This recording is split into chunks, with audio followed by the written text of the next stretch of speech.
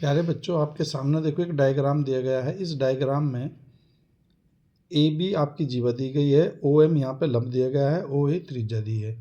तो यहाँ पे क्वेश्चन देखो, यदि डायग्राम दिया है तो फिर तो आपको डायग्राम से ही कर लेना है, लेकिन यदि आपको पढ़ना है इसमें तो देखो पढ़ लेते हैं। पार्श्व चित्र ओ वृत्त का केंद्र है, जो ओ एम है आपका, देखो ये ओ एम वो लंब है ए बी पे, ये लंब का यहाँ पे निशान होता है, घबराने की जरूरत नहीं होती। और यदि ए बी आपका 10 सेंटीमीटर है, ये आपका 10 सेंटीमीटर है, और जो लंब है आपका ओ एम वो 4 सेंटीमीटर है, और ये कह रहा है कि त्रिज्या ओ ए की लंबाई ज्ञात करनी है।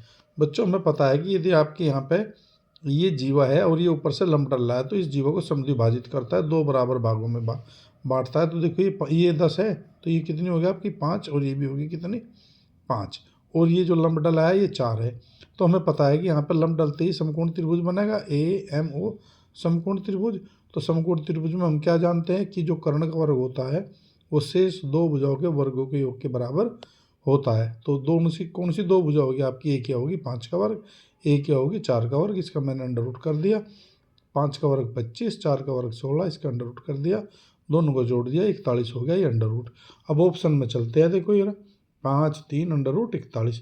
तो इस तरीके से हम ये निशान लगा लेंगे। क्वेश्चन बहुत अच्छा है, इस तरीके का क्वेश्चन अक्सर पेपर में पूछा जाता है, और ये बेसिक कंसेप्ट है।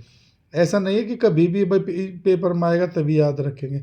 जनरल यदि कोई टीचर है तो उसको ये सब चीज़ें याद रखनी चाहिए सदा के लिए, और बहुत अच्छा कंसेप्ट है, बहुत ही अच्छा है।